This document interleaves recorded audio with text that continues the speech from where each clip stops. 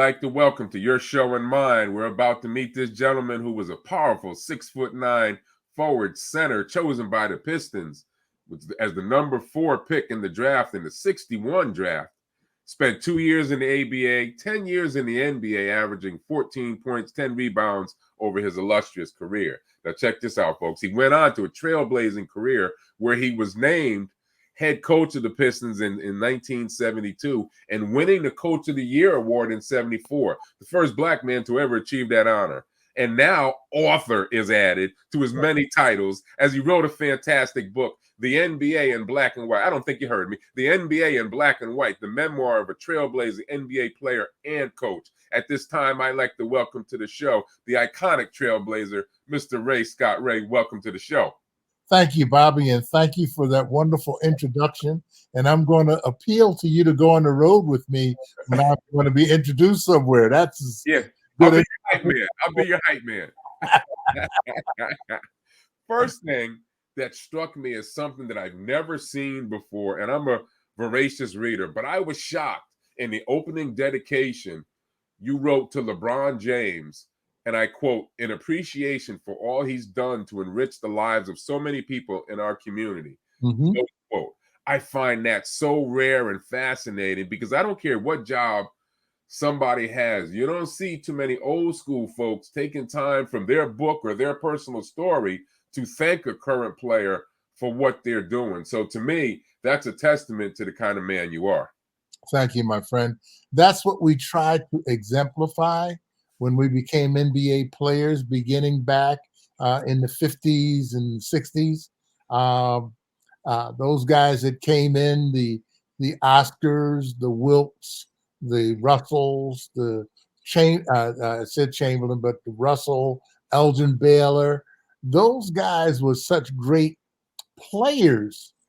But Bobby, I submit to you, they were also great humanitarians. Right. And I thought that to a man, they tried to contribute something to our community, to our African-American community, or Negroes, as we were known at the time. Right.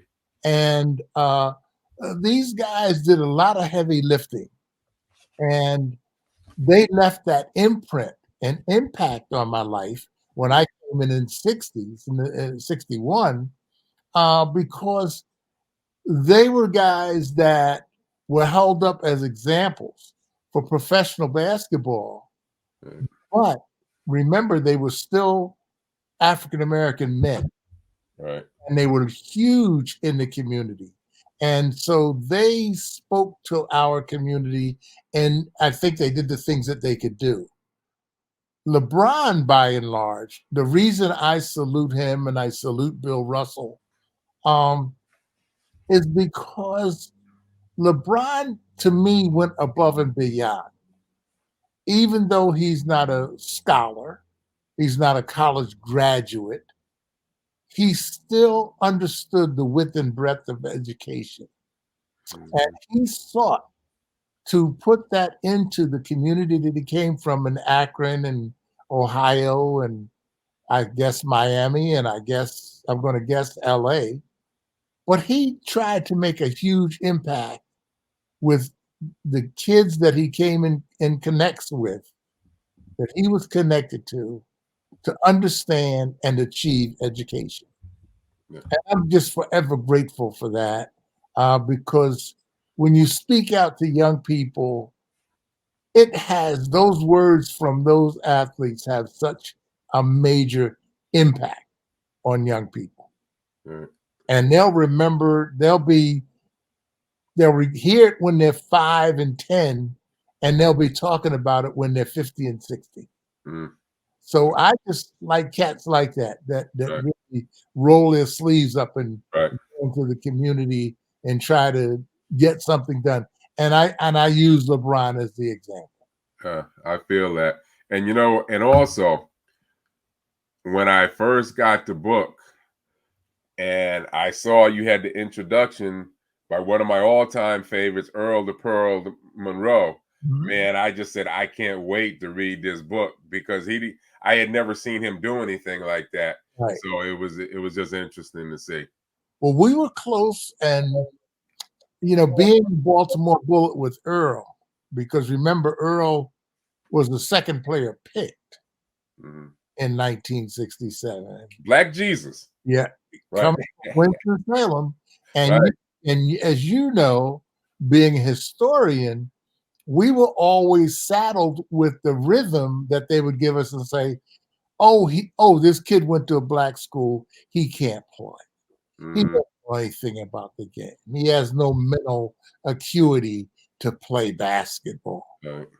And we listened to all this nonsense, which it was, but we didn't really have that superstar. We thought we were going to have that superstar in Cleo Hill back in 1961 because he too was a Winston-Salem guy. Right. But Cleo Hill was literally run out of basketball. But with the Pearl, when it was time to put the pot on and show you what could be done, and I remember him doing it with a 56-point performance against Jerry West. Right. Who was one of the he was a great defensive player on top of everything. The best there was. Right. And he was flummoxed by Earl. He'd never seen anything like that from West Virginia to Los Angeles in his life.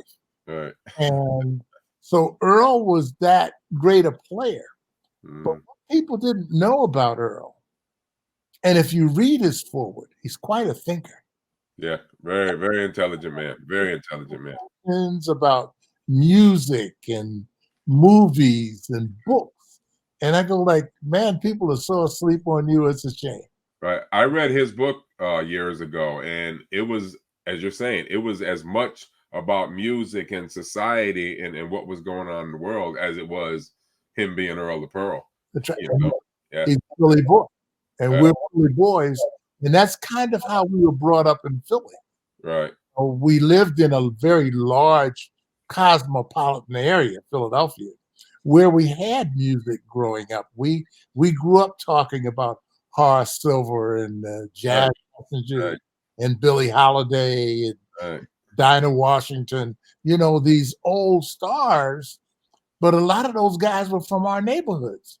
The Heath brothers, Jimmy and Tootie Heath and Bobby Timmons, who wrote Moaning. We grew up with these guys, and they were from Earl's neighborhood. So our conversations ran much deeper. We were cognizant of the Korean War. Before the Vietnamese War, there was the Korean War that's never even really spoken of. So those things we talked about in our neighborhoods and over dinners and at jazz clubs and so forth. Right. Earl is kind of what I want to say, a Renaissance man. Yeah.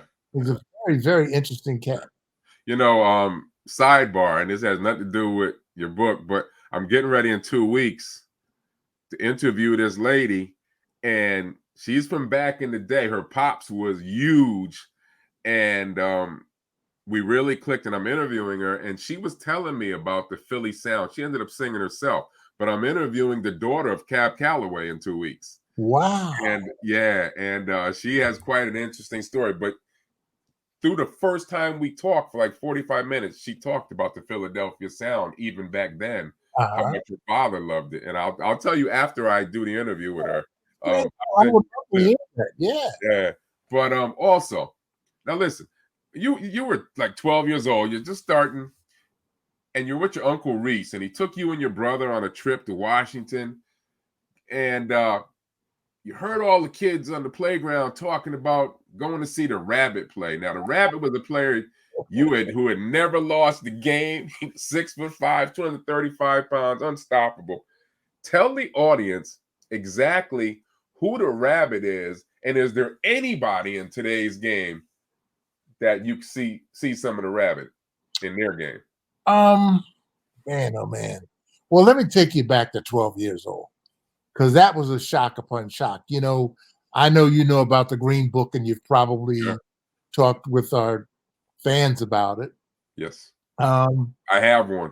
I went to Washington, D.C. with my Uncle Reese in his Buick because he was a bishop in the Methodist Church, but he still was relegated to the segregated areas of Washington, D.C. And when I say that, I'm going to tell you that some of our listeners don't and would never think that Washington, D.C. would be segregated. Mm. I wouldn't think that at 12 years old. Right. And living in D.C. in my father's Buick, my uncle's Buick, we saw the water fountains, colored only, the bathrooms, the restaurants, and it was a segregated territory. So that was the low elements of being in Washington, D.C. Mm-hmm. Remember the guys saying, well, man, we're going to take you to see the rabbit. So they walked me over to, I think we went southwest. And man, we go out, we look at this cat, and and I'm 12 years old, so I'm not going to play. I just went to see. I didn't, I didn't think I was going to get any game. And I'm looking at this cat, and I'm mesmerized at the stuff that he's doing because he's handling the ball. He's 6'5", and at that time, centers in professional basketball was 6'5". Okay. 5, and it looks like he's doing things. It's like Magic Johnson. So I said, well, who is this guy? This rabbit, man. He said, that's Elgin Baylor. I said, Elgin Baylor, what a name. I said, they never lose. Yeah. You play up to like 20 or whatever you play, 10 hoops, and loser gets off. And I see him on the court all day. I said, the guy never loses. And they literally had to go out and get older guys to come later in the day to literally beat him up to do anything with him. And they still couldn't do anything with him. He was a great player. So that was the first look at greatness at 12 years old that I had. And of course, when I was 14, I got to look at Wilt Chamberlain. But that was in my own backyard. And that tells another story, because when you're 14 years old and you're 6'6", everybody sees this promising future for you that you don't see for yourself. Right. I really didn't see it because I've seen this 7-foot guy, Wilt Chamberlain, Wilton Norman Chamberlain. Yep. So now I've seen Elgin Baylor, and I've seen Wilt. And so this was really, in my opinion, the epitome of basketball, until I saw a guy come to New York and play, and his name was Oscar Robertson. And we saw him because they filmed him playing, and they showed us some of the film. And then they showed us film of a guy playing out in California that never lost a game. His name was William Felton Russell. Right. University of San Francisco. Right. Those 4 guys captured the imagination of basketball fandom and sold it, in fact, to white America. Because those 4 guys were taken as stars, not journeymen, not role players, but they were taken as stars. And I always say basketball, as we know it, is built on the athleticism and the skills of those 4 players. And if I must add a 5th player, it would be Maurice Stokes from St. Francis, who was also a superstar. Right. But he just sustained injuries and illness and was never the same again. And that's why the NBA honored him with all the games up at Kushner's. Amen. Maurice Stokes games. He was just. He was remarkable as a basketball player. I know because I put down my little money at 12 and 13 and 14 years old to go there and play. All right. You said something earlier about, I just want to throw this in there. You were talking about what kind of men they were. These guys were not just as basketball players. Right. When I first met Oscar Robertson, and he sent me a 2-page letter on his letterhead afterwards and all this, because I did an interview with him for like an hour and a half about this video he had coming out. But the first time I met him, it was at Nets Media Day. And there's all this media, and I'm new in the radio, but I had only been on maybe 6 years at that time. And I walk in and I said, that's Oscar Rice sitting at a table. All of this media. and nobody's talking to Oscar Robertson. Now, I knew, I had read, and I don't always believe the media, but the media was always afraid of him and thought he was too tough. And I saw it before my eyes. Nobody wanted to talk to him because they had Kenyon Martin, who came from the University of Cincinnati. So that's why he was there. So I went up to him. I said, Mr. Robertson, you mind if I get a couple of words with you? He goes, yeah, sit down. There was a table there. We started doing the interview, and it was impromptu. I didn't think he'd be there. We're like maybe 8 minutes in, and I could feel people behind me. And I just glance over my shoulder while he's talking. Now I see all of these reporters, just like 8 of them lined up behind me to talk to him. And an NBA suit comes over to Oscar Robertson. Didn't say, excuse me, just interrupted the interview. He said, Mr. Robertson, the news media is here and the Daily News, and they would like to talk to you. Just cut me off. Right. Mr. Robertson goes, oh, they would like to talk to me? Oh, well, you know what? When I get through with this young fella here, maybe I'll decide whether or not I'm going to talk to them. He said, go ahead, Bobby, finish. And that told me a lot about him. He is Mr. NBA, but he knew the dynamics of the room. He knew what had just happened. They didn't want to approach him. And then this brother comes up and we're having a good time. And now they figure it's safe. Yeah. And he read the room quickly. And that told me a lot about him as a man. So I just wanted to throw that story in there about him. It's a great story. It should be told because this man, in my opinion, is one of the linchpins of the building of the NBA as we know it today. He's basketball's Kurt Flood. I sat in the room with him, my friend. Bruh. I was on his board as an NBA player representative. And we made an appeal to the NBA owners to have an association/union. Oscar Robertson sat in front of these presidents. They would not let us have our legal attorney, Larry Fleischer. He said he can't do the meeting. I remember him. We'll meet with you guys. It's in my book in detail. Oscar sits down in front of Jack Kent Cook, Eddie Butler, Ben Turner, Sam Schulman, one other gentleman. He was from the Bullets. Arnie Heft. Okay. And there's this array of owners. Now remember, this is only a 9-team league. So I've given you almost all of the owners. Oh, right, yeah. And Oscar's saying, we'd like to have a union, and here's why. Oscar starts making the presentation. There's an interruption. Jack Kent Cook leans over to one of the owners at the meeting and says, these young men, with Mr. Robinson leading them, have really impressed me. They're doing a wonderful job. And I leaned back. I said, we got it. Right. He impressed them. Now, remember the time. This is in the middle 60s, 1966. Right. You know the perception of African Americans that was held at that time. Right. Yep. And to be spoken to, in my opinion, as adeptly as they were by this man, changed the way they looked at us as individuals. That's huge. Yeah.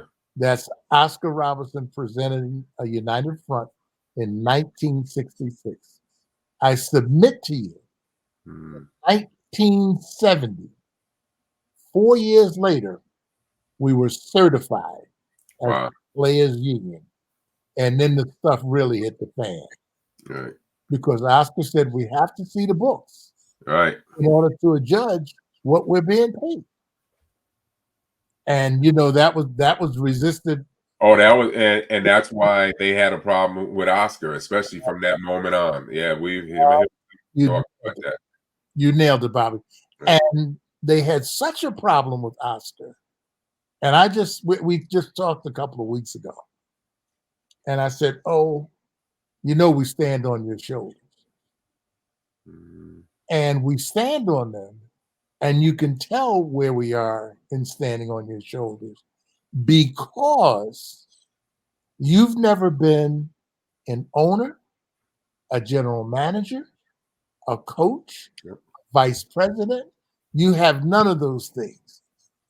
You should receive roses every day from LeBron James and these other guys on down. You should receive roses from them that they have what they have because they're standing on your shoulders, my friend. Yeah. And that's Yeah. the story. Him and Kurt Flood went through the same deal, but it was different for Mr. Robertson down the road because the NBA markets so much different. Baseball still doesn't know how to market. That's right. Okay, so Kurt Flood was just buried and forgotten, as great as he was. Became a bartender. Right, exactly. And he was an expatriate for a while. Yep. Left the country. He was a great painter and all that. Oh, yeah. But Kurt Flood, we all owe a debt to his courage. Right. Because remember, he went to the Supreme Court with Marvin Miller. Right, exactly. Lost. However, who's now in the Hall of Fame, and Kurt should be there too, but go ahead. Absolutely. But the second part, when you turn the page, is that Spencer Haywood suffered the same indignities yes, he did. as Kurt. Taken off the field, taken off the court. Yep. Ignored, spoken very poorly of, except by his owner, Sam Schulman. Spencer Haywood won. All right.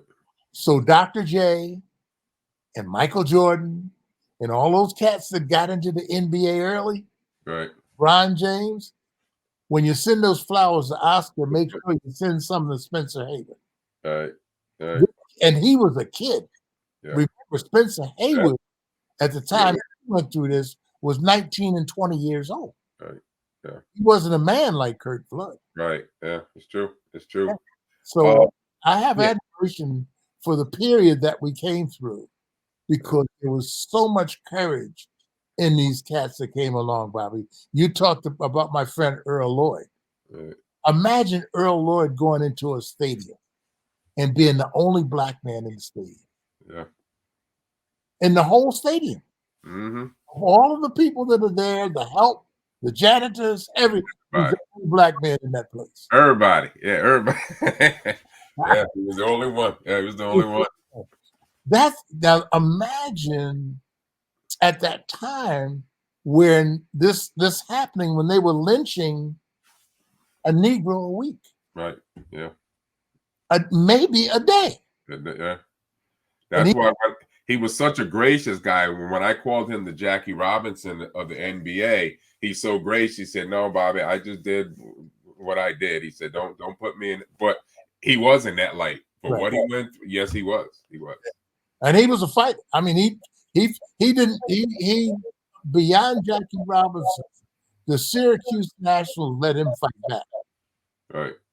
And he wore some cats out. I'm here to yeah, he told me that. Yeah, he wore them out, buddy. But he was a tough guy. Yeah. He's a military guy. He had been in the military. He was a military guy. So you I always tell people about my friend Richie Guerin, who was an ex-Marine. They would talk about Richie. I said, you better be real careful. You want to keep it in the basketball realm. Do not bring out the Marine. Right. I like that. But that was the early NBA. Right. On page 24, you talked about, as we talked about, playing in the Maurice Stokes game up at Kushner's and going up against Red Auerbach's team. And you being a Philly guy, there were cats, Phillies, Wilt Chamberlain, George McGinnis. One of my all-time favorite players, Lloyd B. Free, later known as World B. Free, the Prince of Midair, 13-year career, averaged 30 points a game, couple of years. And he was amazing to me for his size and his leaping ability, but he was also the first guy that I saw after Iceman Gervin who was hitting almost 50% of his shots, who wasn't a big man, shooting from the outside. So it's personal for me. You remember anything about World Be Free? Yeah, look, he played for me Oh, when I coached at Cutchess, because see, when okay. you played with the Red Auerbach, I actually played for Red Auerbach. Oh, okay. Yeah, that's part of my. That's Right. how I got to be a #1 draft pick in the NBA. Because Right. I didn't come from college. I came Right. from the Eastern League. Eastern League. Yeah, you were God had saw me in the Eastern 3 League, years in the Eastern League, right? correct. Right. Right. But Earl Lloyd was the guy that came to see me. But Red Auerbach was the guy that knew me from a kid because I played for Red at Cutchers. And we had an all-star team of Al Butler, a guy named Warren L. Jones. We were a pretty good outfit. We were undefeated in the mountains, playing in the competition that was there. It was very, very, all of the hotels in the Borscht Belt had these great teams. And we had a couple of guys. I remember a guy named Artie. He came down and he played. He played at Fairfield, but he played in the for one of the hotels there. And I met him, and we got to be friends. And he was a Connecticut guy. I met guys that had played for the Milford Chiefs. A guy named Bobby Knight, very good player. A guy, what was another guy, was a center. Al, I can't think of Al's name. It won't come to me right now. But they were. There was a great. Do you hear me? Alvin Clinkscales. There you go. Alvin, when I went to Sacred Heart University, he was my advisor. There you go. He played some time with the Globetrotters. Yep. Alvin Clinkscale, great guy. Great guy. Yeah. And so I got to know these guys because I got to play in the Catskills. Right, right. And so playing in the Catskills and playing basketball there, you expand your knowledge of the game because now you're starting to play against all Americans. Right. And that was the point that I was going to make with respect to Earl Lloyd. I was not an All-American. Right. Yeah. Remember, he brought me to Detroit out of the Eastern League. Yeah. I was the only #1 pick from the Eastern League. And don't forget, scouting then wasn't what it is today. That's right. You didn't get all these tapes, and all these games to see what people could do. Yeah, the eyeballer. Bingo. And you might only caught them once or twice. There you go. Right? So you better not be wrong. It wasn't like today. I came to Philadelphia and drove up to Allentown with me. All right. And he told me, he said, man, we're going to make you our #1 pick. I'm not All-American. I'm playing in the Eastern League. All right. I'm thinking, 3rd, 4th, 5th round pick or something. Right. And man, Earl said, no, you're going to be our #1 pick. Yeah, because the Celtics were looking at you at number 9 and the Knicks were looking at you also. Yes. Right, yeah. And I said, oh, man. But, it's all just a story, Bobby. You know that. You know basketball. Everybody's talking that stuff. Right. So I'm thinking they're talking that stuff, and I'm going to be lucky to be drafted. Right. And it's in the book also. He was on the subway. On the subway. I can get the newspaper in New York when you get on the subway. So I get the evening newspaper. I'm going to play a game up in the Bronx. And I just read, and I'll see where I was drafted. If I got drafted. And I'm sitting on the subway, man, and #1 player, and they get, and it's Walt Bellamy. Well, I expected that. Indiana All-American, 6'7", one of the greatest players of all time. Yep. Second player picked, they picked Tom Stith, New York guy, All-American, St. Bonaventure. The Knicks said, we're going to pick Ray Scott, we're going to pick this guy. We picked this guy. He's ours. He's from New York. He's an All-American. Third guy, All-American, Larry Siegfried from Ohio State with Jerry Lucas and John Havlicek and those guys. So he's a great player. Yeah. And so I'm saying, oh, man. So I turned the page. 4th player pick, Ray Scott. Detroit Pistons. Earl Lloyd kept his word. He was a man of his word. Yeah. And I said, I am the and I screamed, yeah. And everybody on the subway jumped and they looked around. And I said, uh-oh. Yeah. So I started looking around to see who screamed too. I I always told my audience about Mr. Lloyd. Yeah. Everybody knows what a great guy. Yes.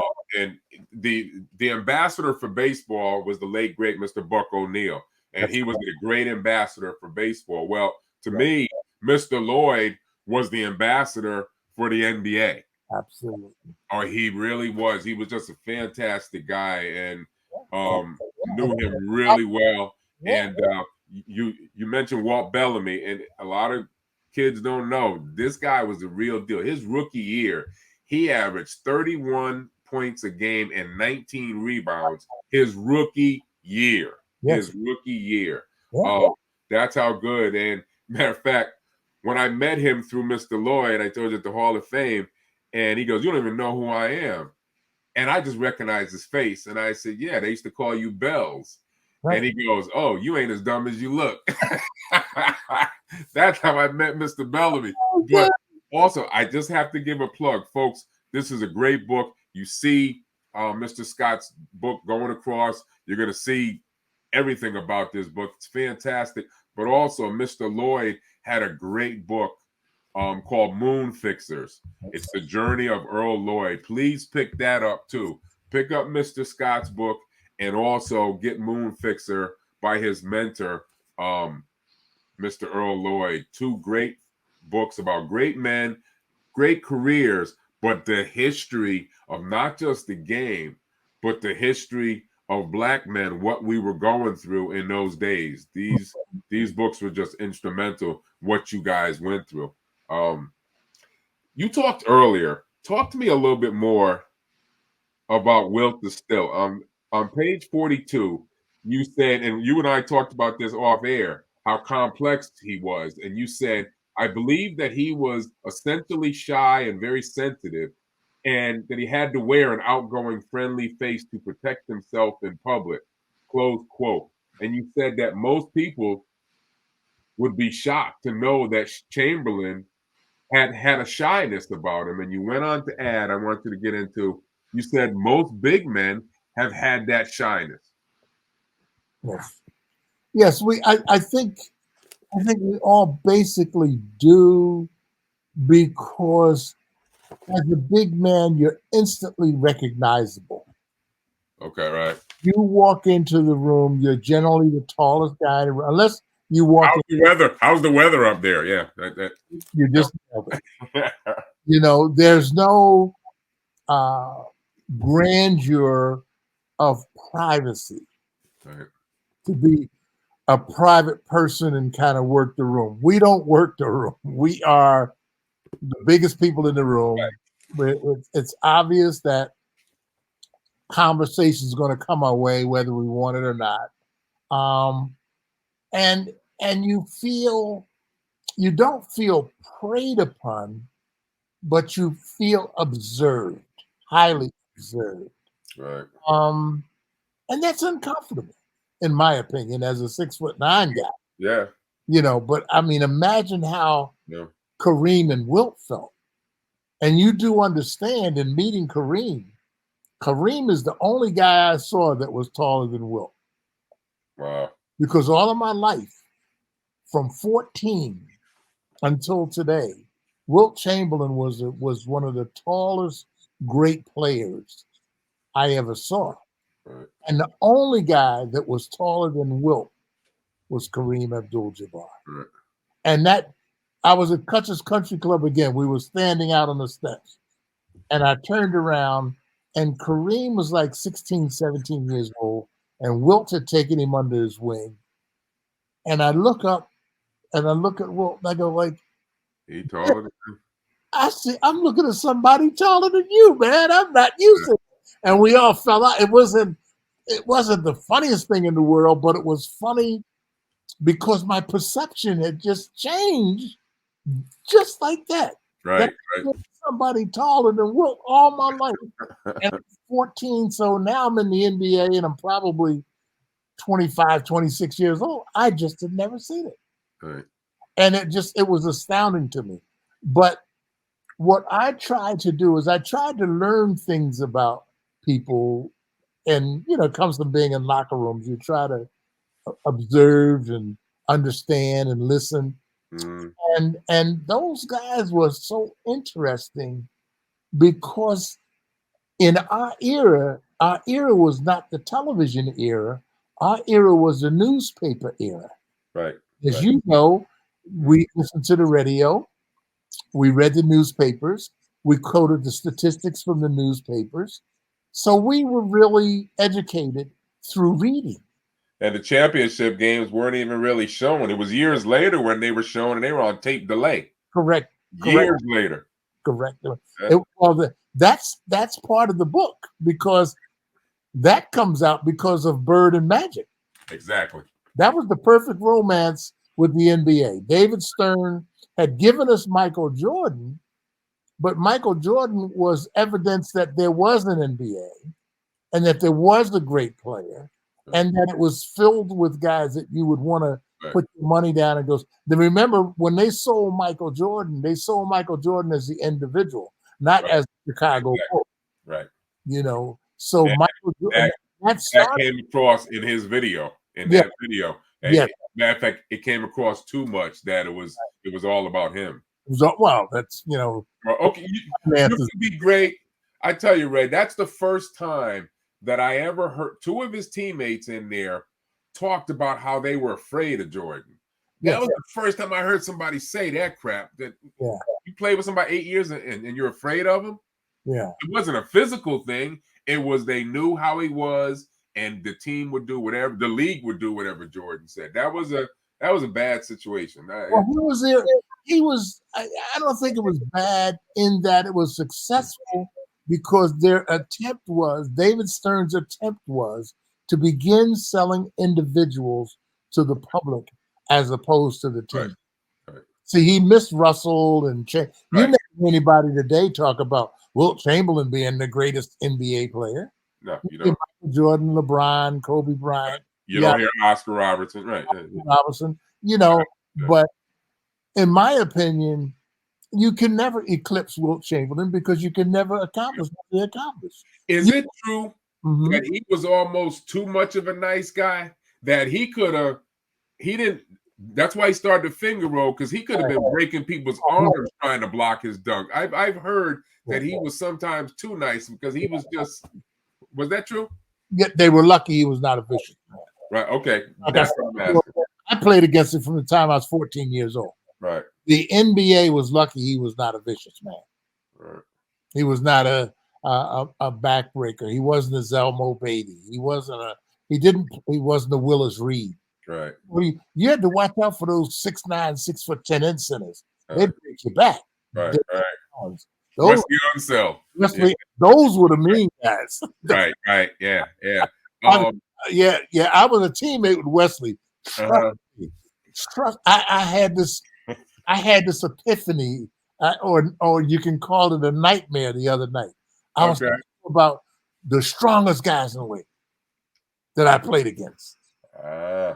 Right, the strongest guy in the league I didn't play against because it was Wes Unseld. He was my teammate. Wow. I had to beg Wes Unseld to stop bending me back, or he was going to break my back. And I was a 6. And you were 6'9" Hulk yourself. Yeah. And I'm going like this. He picked Leroy Ellis up 6'9", 6'11", 220 over his head straight up. I saw him do it. Wow. I mean, he could grab the rebound and throw a full court outlet pass in one motion. He was just that strong and be on the money. And be on the money like he was Warren Moon or somebody. Yeah. Oh yeah, he was just something. Talk about another guy, just a little different.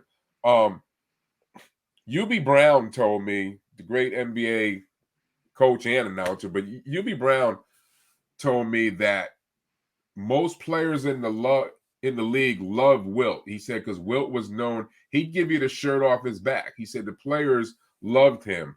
Now, but in your book, you talked about how UB Brown helped you with your game. Yes. UB was a real observant guy even then. UB helped me with my game when I was with the Allentown Jets. Wow. Hubie was a teammate for a brief time. Okay. Teammate. Now, remember, I'm with the Allentown Jets 19, so I'm 19, 20, 21, 22. So 3 years I was with the Jets. And at 22, I was with the Pistons. Hubie Brown with the Jets. And this is always important for kids to hear. And I was a kid. Man, you can play. Keep doing what you're doing. You can play. And I'm in Hubie Brown's book where he says Ray Scott was just biding his time to get to the NBA. And he listed the things that he thought I could do well. He conveyed that to me as a kid. Like I said, a 20, 21-year-old kid. Not looking to get to the NBA, but just be a good Eastern Basketball League player. Right. Remember, the Eastern League had great players. So when you're going up against Sherman White, Jack Bolinas, Floyd Lane, Stacey Arsenault, these are some bad cats, man. Right. And so you're playing against those guys every weekend. I always thought the best player I played against in the Eastern League was Tommy Hemans. But then they had the McCoy brothers, and they had, they were bad guys all the time. Well, when a guy like Hubie Brown steps to you and says, "Hey, man, do this, this, and this. This will help you." Right. Never forget that. Hubie was that kind of cat. He has a mind like a computer. The times that I've interviewed him, I can bring up a game 25 years ago, and he'll answer the question, but then he'll go into this subset of what so-and-so did the same night. He just has a computer mind when it comes to the game. That's why he's my favorite announcer, just the way he breaks it down. Yeah. He's something. You were talking about your dream about the strength of guys. Talk about, you mentioned in page 44, you talked about how strong Chamberlain was. He broke up a fight between Bob Ferry, who I think is Danny Ferry's father, right? But Ferry and Al Attles, who was a big, strong, cocky cat himself, he broke up a fight between these two huge guys.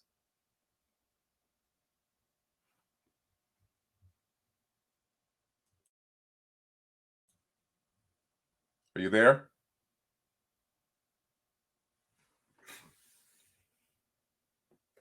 Okay. You're not hearing me, right?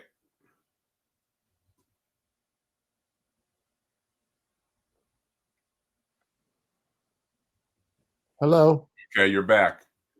You hear me now? Yeah, I can hear you. Okay. Let me go back to the screen. Yeah. Yeah, I can edit all that out, so don't worry about it. You just froze. Yeah, and it's come right back.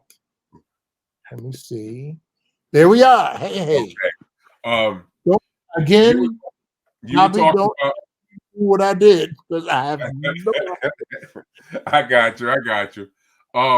You were talking about how you had a nightmare about some of the strong guys that you went up against. Page 44, you talked about Wilt Chamberlain, how legendarily strong he was, and he broke up a fight between Bob Ferry, who I think was Danny Ferry's dad, and Al Attles, won a championship with the Warriors. Two big dudes, and you said that he broke up a fight between these guys by himself. Well, yes. Good.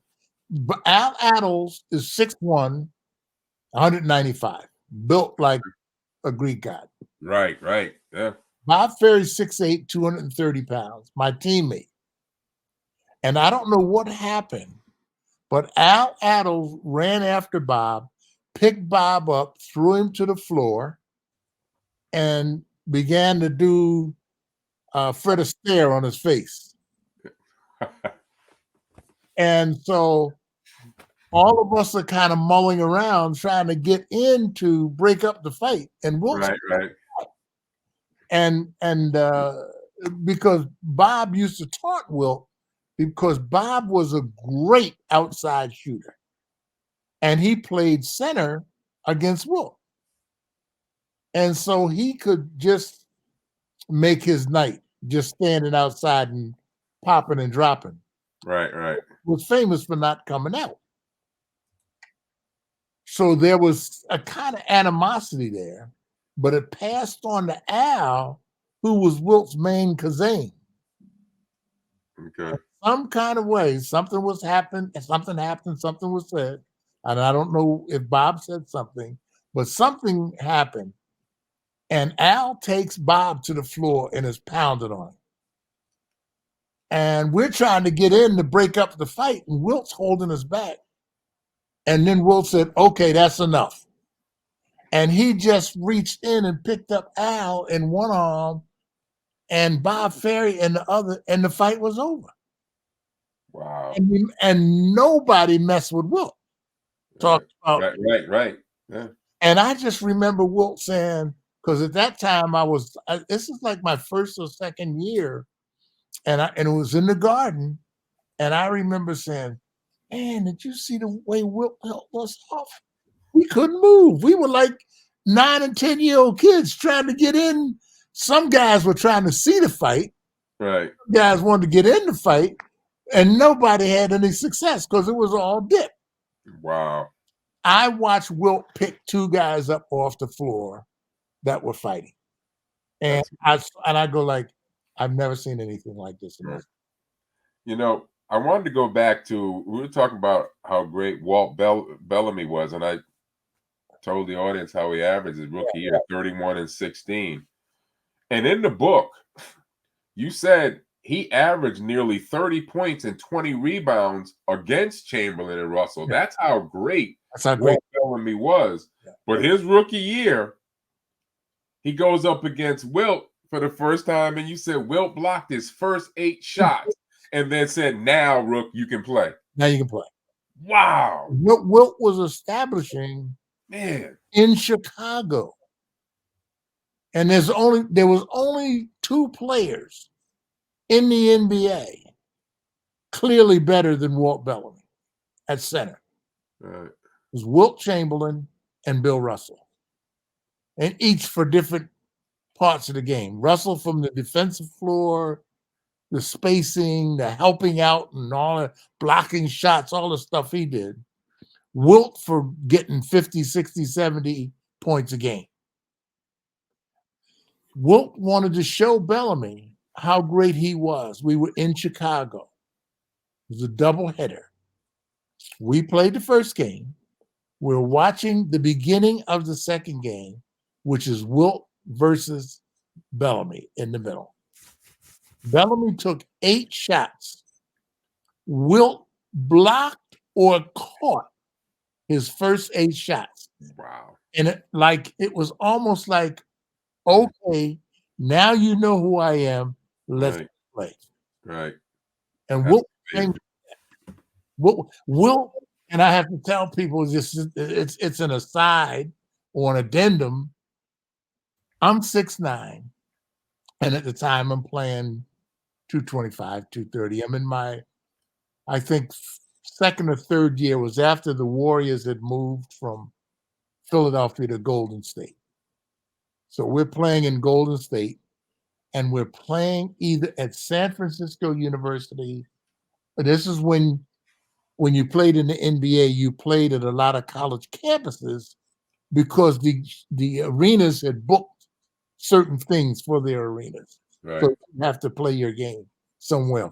We took second place in those situations. Right. We're playing this game. I'll never forget it. We're on a 3-on-2 fast break. I'm coming hard, coming fast. I'm calling for the ball. I get the ball. I'm flying. I go up to my peak.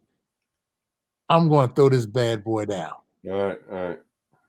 I get to the basket, and I'm throwing it down, and out of nowhere comes Wilt, and the next thing I know, I'm on my butt on the floor. My dunk is blocked. I'm trying to And my roommate, who was Willie Jones, said, "You look like you were trying to figure out what was happening." So Right. none of the play did I see unfold. I just felt the block. All right. Wow. So that's to tell you how far Wilt came. Because Mm, if he had been in my vision, I never would have attempted it. But he wasn't even in my vision. all right. He came from out of nowhere.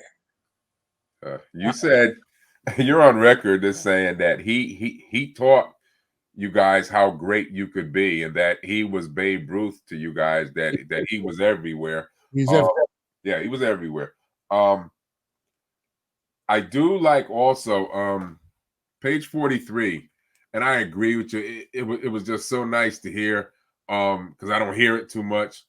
But you were criticizing people unfavorably, comparing Wilt's 2 championships versus the 11 won by the late great Bill Russell. And right. you and I are in deep agreement that Russell had such a deeper talent of players around him. Just because he won 11-2 didn't mean he was that much better than Chamberlain. Right. He just had a stable. I Right. don't know what it was. 6 of them are in the Hall of Fame. Oh, Cousy, Sharman, It was just great to hear that. Satch, KC, and Sam. Right. That's 6 guys. And then you got to throw in Frank Ramsey, who he played his first year with. So 7 guys. So I think it's an unfair comparison, though, by another standard. What people do when they do that, when they subjugate Wilt to that same comparison as Russell, you tell me you don't understand the game, because it's a team sport. It's how good your team is. Right. It's not how, and basketball is really an intricate team game. Right. Passing the ball to the guy at the right time, getting the ball in the right spot, getting the rebounds, getting the possessions. All of those things that are done in basketball, it's not all done by one man. It's a team. It's a team, and I rue that because I played on teams that were really good, but we just weren't good enough. That's right. And that was the team. It had nothing to do. It didn't mean that Earl or West or Jack Marin or Kevin Lockery, that they weren't any good. It just meant that we didn't have as much artillery as the New York Knicks. Right. But there was no free agency in those years. So once you had a stable like they had, you had them and they stayed there. I think it was in your book, but I just saw recently. No, it was in Russell's book, his memoir, where he said they went an 8-year stretch and they only traded one player in 8 years. That's right. 8 years. Now imagine that in today's game. Never would happen. Not even close. No, that's a very, very good statistic to buttress the argument that I'm trying to make. Right. That solidarity that they had in Boston, as you think about how long those guys played together. Right. And I think Russell brought in the first big change I remember with Russell, when he had, at the end of his career, when he had Havlicek and Siegfried and those guys, and they were in the same years that I was in, because I came into the league with them. When he had those players, he went out and added Emmett Bryant. So that Emmett Bryant made a huge difference. Who I had never heard of until I read your book. And when I saw his name in the book, then I researched him. And I called a couple of friends. I said, "Do you know this guy was getting 20 points a game?" Yeah. I had never heard the guy. Yeah. That's what I hoped people would do with my book. Just exactly what you did. I'm giving you these names not because I'm saying you don't know them or only I know them. I'm giving you these names so you can research them. Right. And you can see the power that they brought to the game. Right. Because that's important. It's very important. It was like sitting at your knee with some sweet tea and just hearing about some of these things. Once again, but I want to tie into great player. We all know Chamberlain, but he was also a great guy. He had a big heart. Yes. At that time, like you talked about on page 48, he gave $1 million a year to establish and run an operation to provide cost-free corrective surgery to children in third world countries. And he did this annually. And they gave out an annual Wilt Chamberlain Humanitarian Award. And what was it like for you to be the recipient of that award one year? That was one of the greatest honors I've ever had. Because, like I said, I've known Wilt since the time I was 14. Yeah. I didn't think he saw me in that light. I didn't think he recognized anything that I was doing with my life, other than what we talked about. But his sisters came to me, Selena and Barbara, and said, Wilt wanted you to have this award, the humanitarian award. Right. And I still have it. I have it in my home. Of course you do. Yeah. And it's something I keep with great pride. But I have a lot of affection for Wilt Chamberlain, seeing me in that light, elevating me to that standard of an award that was presented to me by the NBA. It's amazing. Me growing up, I was a big fan of in baseball, the St. Louis Cardinals, because they had a lot of players who looked like me. Okay. And Bob Gibson, Kurt Flood, Lou Brock, Vada Pinson, and I've become real good friends with Bill White. But I didn't realize, being that young, and the papers that you couldn't read about it in those days. Right. I didn't realize that St. Louis was such a racially messed up town. When I interviewed the great Sat Sanders from the Celtics, he told me stories and then how brutal it was. How, like, even the great baseball player Stan Musial had a restaurant and black players couldn't even eat there. Stan and Biggie. And I just, over the years, I've learned how racially messed up St. Louis was for black athletes, period. That was one of the least favorite towns on the NBA circuit. Oh, yeah. African American players. We ate differently. We were treated differently. And until they moved to Atlanta, I don't think we ever gained equality. But, and I have to say this, I have to tell this the true story. St. Louis became one of the biggest friends in the early NBA to the African American player. Really? And I think I want to say it was an apology for getting rid of Cleo Hill, which they did. Summarily dismissed him after one season. This is one of the greatest players that ever played basketball. What years was it? Was this? 61. 61. Okay, because in those days, the Black Cardinals, couldn't even stay in the same hotel with the white players. Right. Wow. Yeah. Well, here's what happened. If you go back and check out, do the research that you do. In 1963, all of a sudden, the St. Louis Hawks had 6 blacks on a team of 12.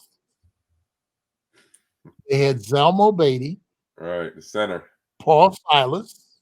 Okay, yep. Bill Bridges. Okay. John Barnhill. Okay. Chico Vaughn. You might know, yeah. And Fred LaCour. Okay. They had 6. This is Richie Guerin. Yeah. 6 African American players in St. Louis, Missouri. And that's when the people said, oh no, you got to take this show out of town. All right. That's when they went to Atlanta. And I tell people that those 6 players had the Hawks moved. And when they moved, they had traded Chico Vaughn, John Tresvant to the Pistons for Rod Thorne and Joe Caldwell. Yeah, Jumping Joe. Yeah. Yes, pogo. And they got the pogo, and they were a very resilient team. What was that? What was that old adage when it came to black players? You play 2 on the road when you're winning. When you're losing, you play 5. Yeah, well, that's yes, I have heard that one. Yeah, I remember hearing that.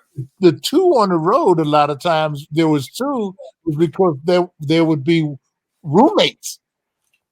Okay. Remember, we had to have roommates. So it's a room. Right. Yeah. That's why you had 2. Yeah. Now I was in the first year in '61, it wasn't a 12-man team. Right. It was an 11-man team. Right. So Walter Dukes roomed by himself, and Willie Jones and I were roommates. Right. And Jim Brown was the first one to tell me that even in football, there was always an even number of blacks on the team because they had to room together. That's right. The first coach to have blacks and whites room together was Vince Lombardi. I know he gets a lot of credit for bringing in Bill Russell as a coach, but truth be told, Russell wasn't his first choice. Russell wasn't his first choice. He went to Tommy Heinsohn, Cousy, and Frank Ramsey all refused the job. And because they didn't want to follow Red Auerbach and for other reasons. Okay. And I've done research to find out that Russell wasn't the first choice. Had you ever heard that? No, in talking to Red, and I've talked to Red over the years. All right.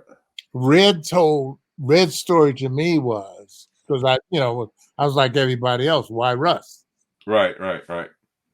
Because Russ was not known as a great communicator at all. Right. He was a straight shooter. Right. But the straight shooter could be detrimental to what you felt as a person. Right. So I was curious, and Red said I picked Russell because the only guy that could coach Russell on this team is Russ. Okay. He said that's why I picked Russ. Now, I don't doubt that Cousy. I know Ramsey was gone, but I don't doubt that Cousy was offered the job. I wouldn't doubt that. Yeah. But I don't. There's not because the Celtics were very internal. Right. And for years and years and years, they only believed in Celtics guys. Mm-hmm. It was a Celtics philosophy. I don't doubt your story. I just know the one that I have from the Red. Right. And that's Red's quote, is that Russell is the only guy that can coach Russell. I don't remember if I got that from Cousy's book that came out like 3-4 years ago, or whether it was Russell's book. But one of them that was in there. That's where I got that from. Mr. Lloyd, Earl Lloyd, once again, not only did he introduce you to Martin Luther King, but when he got fired by the Pistons, you were once again, tells your character, you were very hesitant about taking the job because he had got fired. Talk about that. It was the strangest thing in the world to me. We had just lost a game the previous night in Houston, and we flew to Portland, Oregon. And so, I didn't know all of the signals and all of the things statutes that you live by.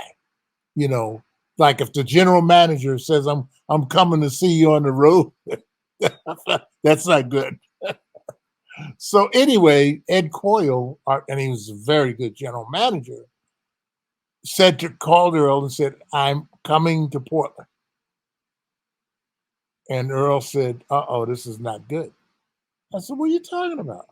We lost by a few points to a good Houston team last night, and I think we could get better. We're 2-5, but I think we could get better.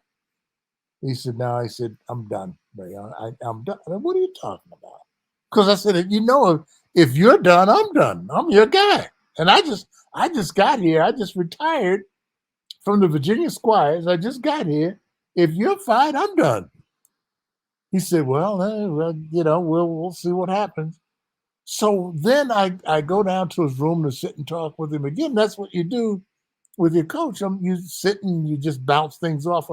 And so I go down, I go in the room, and he hasn't unpacked his stuff. I said, Earl, what are you doing, man? You got to unpack your stuff. You got to, come on, get relaxed. He said, no, I'm just waiting for Ed to get here. Right. Wow. So Ed flies in, he goes to a suite, and he calls up and he says, Earl, I want you and Ray to come to my room. What do you want me to come for? You go talk to Earl. Right. Earl said, come on, you got to go. So we go down, we sit in the suite, and I sit down. And he said, Earl, he's got this big cigar, and his room was filled with, and he's puffing on his, he says, well, Earl, I got to tell you. And I'm just going to cut to the chase.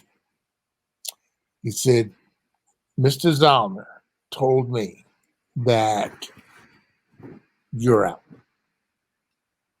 I said, oh, man. And Ray, you're the coach. Wow. And I said, what? I can't be no coach. I'm with Earl. I'm with Earl. And Earl turned to me and he said, you better take this job. Wow. What are you talking about, Duke? And I didn't recognize at the time is Earl was looking out for me. Right. Because, I wasn't going to get paid any longer if I wasn't coaching. Right. I got to find a job or whatever it is you do. He said, no, you take this job. I said, well, Earl said, take it. I'll take it. Then. Right. And so we get further into the night. Earl and I go back to his room. And so I said, Earl, I don't know what to do. I got to figure out what to do with the players. And we started talking. I said, and we had a plan. We were going to trade. We needed a deeper bench. Right. We were okay with Lanier and Rowe and Bing, and Stu Lance, our starting group. But when we went to the bench was made of wood. Right. So we got to get more players. We need. I said, Earl, man, we need players. I said, I don't know how you even won last year with this. How you coach this group? Right. So he said, you're right. So I said, Earl, I'm going to follow up on our plan. And so I went back to Mr. Coyle. I said, we got to get more players, man. We can't win in this league with this group. So he went out and he said, I like John Mingo from Kansas City. I said, I like him too. He's a scrappy little guy. And I said, I like a guy in Atlanta. He's got a bald head. He's got a pot belly, but he plays his behind off every night. His name is Don Adams. I'd like to see if you can get Don Adams. I don't think it's going to cost us a lot. Maybe a draft pick. And I was right. And we got Don Adams and John Mingo. And my team, this is now my team, it started doing what Earl and I talked about. Because now we became a team that had a personality of playing defense. And that's the team. I said, at the end of the year, we won 20 out of our last 30 games, and we had a 38 and 37 record, but we just missed the playoffs. We're 40 and 42. So I said, we need one more thing on this team. We need a scorer. And I said, I like this guy. I said, Mr. Coyle, I like this guy down in Atlanta. If we can get him, George Trapp. He's a Detroit kid, instant heat. He can light it up. Yeah. Now, he can't play defense, but we can cover him on that. Bob, and we can cover him with that. But Bob Lanier and Dave Bing have made us a formidable team offensively. Adams and Rowe made us formidable defensively. That's what we needed, that balance. Right. And so we had it. And so I said, but if you can get George Trapp, we'll be off and running. And we started that next season. We got to 12 and 11. And we lost the game in Chicago we shouldn't have lost. And I got to talk about it in the book. Dave Bing, inadvertent pass. We lose that game, and I go, but instead of going bananas in the locker room, I just quietly said we could have never allowed this to happen again. And Dave Bing said it'll never happen again. We went from 12-11 to 36-19. Turned it around, right? Turned it around. And so that was what, in my opinion, that's what made me coach of the year, was that turnaround, because no one was expecting it.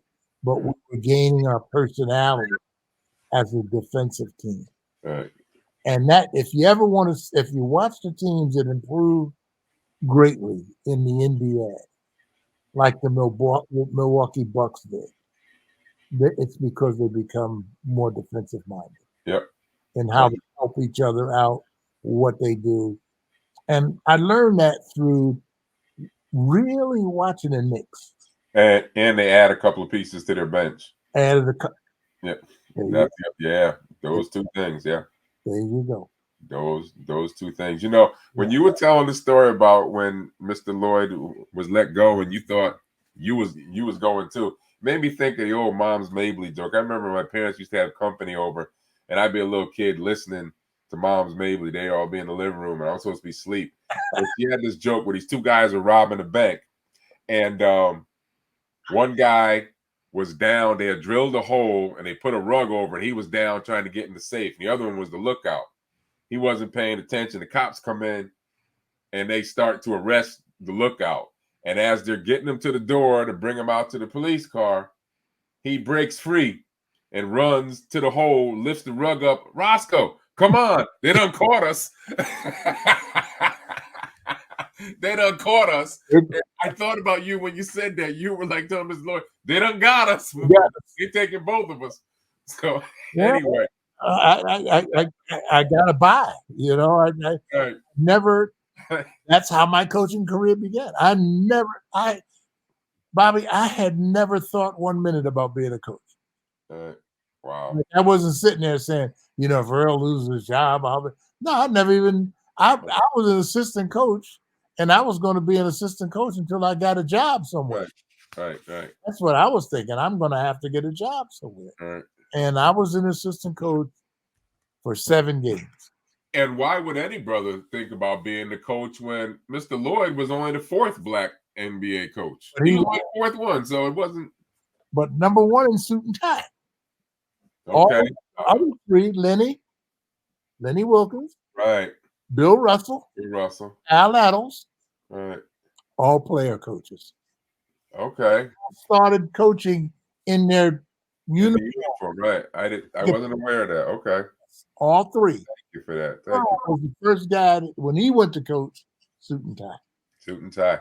Yeah. You know, before we get back to your career, and I appreciate all the time today. As I mentioned earlier, Mr. Lloyd introduced you. You met Dr. King, Muhammad Ali, Joe Frazier, who I was real tight with, and I never let Muhammad know that I became real tight with Smoking Joe. But H. Rap Brown, but you also met Malcolm X. You were a big civil rights guy. Yeah, I was. Well, I was. I don't want to pass myself off as an activist. I don't want to do that, because there were guys that were really out there in the trenches, working hard in the trenches. Right. I had my observations of all that was transpired from the bench as a basketball player.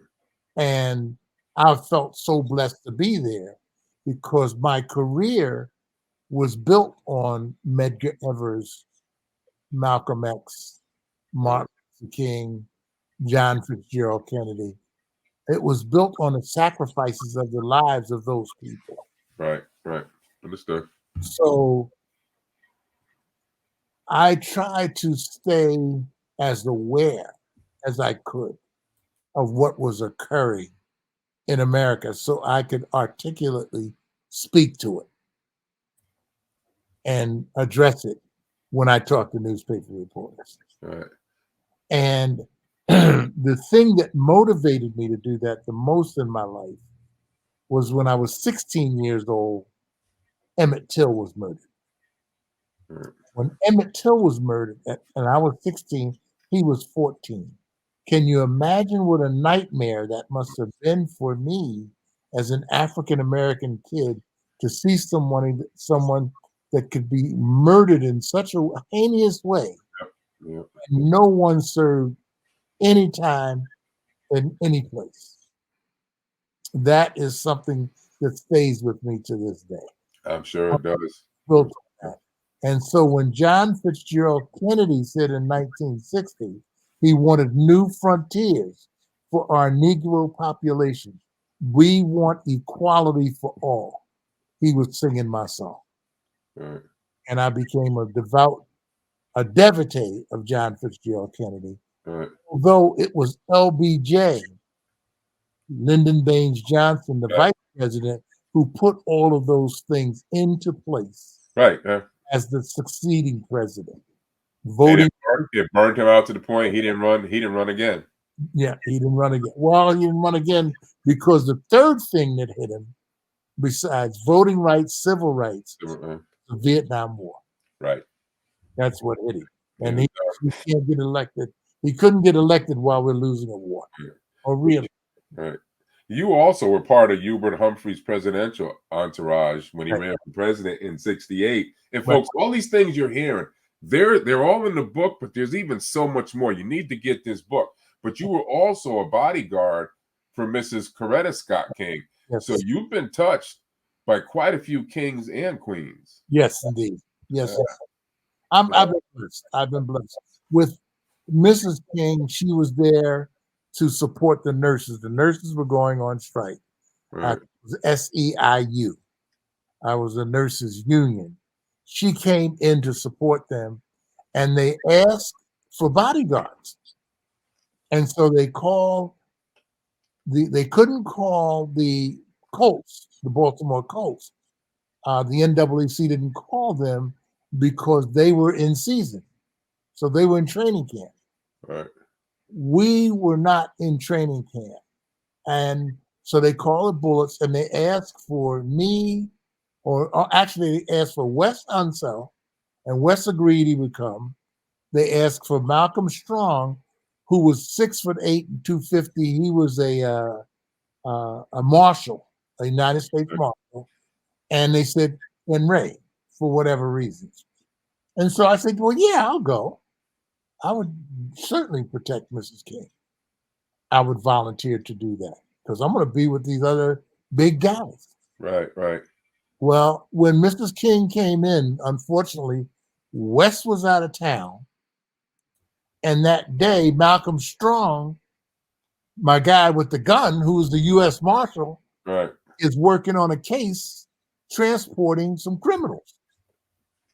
So I'm the only guy that shows up. Your black ass. Yeah. with no gun. Right. Didn't even have a flashlight. I don't even have a permit. and there's a picture of me standing with Mrs. King. Right. And the look on my face, they said, Ray, what's that look on your face? I'm going like, what the hell am I going to do? Right. If something breaks out and I don't have a gun. I just have to dive on Mrs. King or something. And take a bullet, yeah. What am I going to do? And that's how I felt at that moment that I thought about, I don't even have a gun. Right. You know, one of the seminal moments for me in my years of interviewing all these instrumental people like yourself and stars and stuff, back in the day, I interviewed Deacon Jones. And he was a bodyguard for Robert Kennedy. Okay.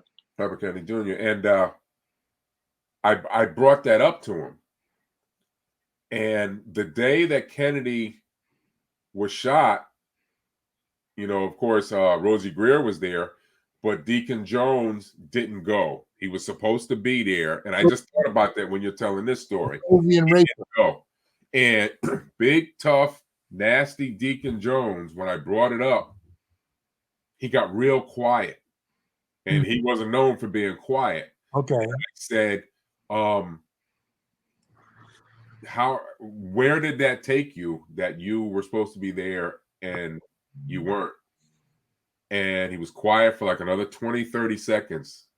And he finally said, you could tell he had teared up. It was obvious. He was crying. He said, I still have nightmares about that I could have been the one to change history. I could have been the one to possibly save his life. And I wasn't there. And his voice got so deep and so slow. And that's all he said about it. And I went on to something else. But yeah, I just thought about that when you were saying your situation, and Yeah. you could have been in the same situation with something he had to live with. Yeah. They like those big bodies. But I was thinking again about weapons. But Rayford Johnson and Rosie Greer didn't have weapons. Right. And They just had big bodies. That was it.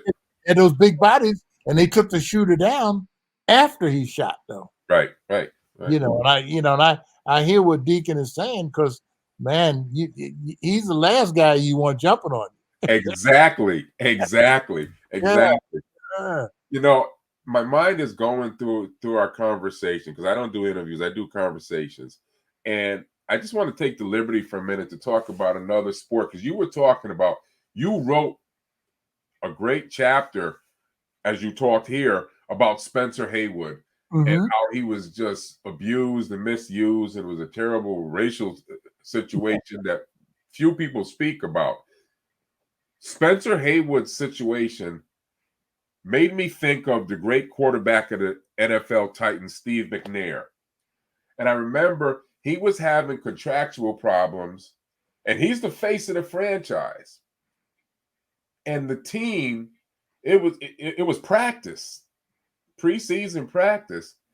The team called security and had him escorted off the field by security. I had never heard about that before. I have never heard about it since. That the face of an NFL, a superstar like Steve McNair, the team called security to get him off the field.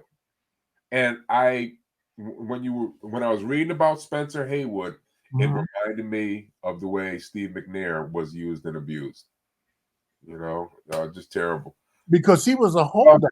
If memory serves, was he supposed to be a holdout? And then when you're a holdout, you're not allowed on. Right, exactly. But I want to be here with my players. Right, that's exactly what it was. And he said, I'm not leaving. Right. And they thought, well, we'll call security.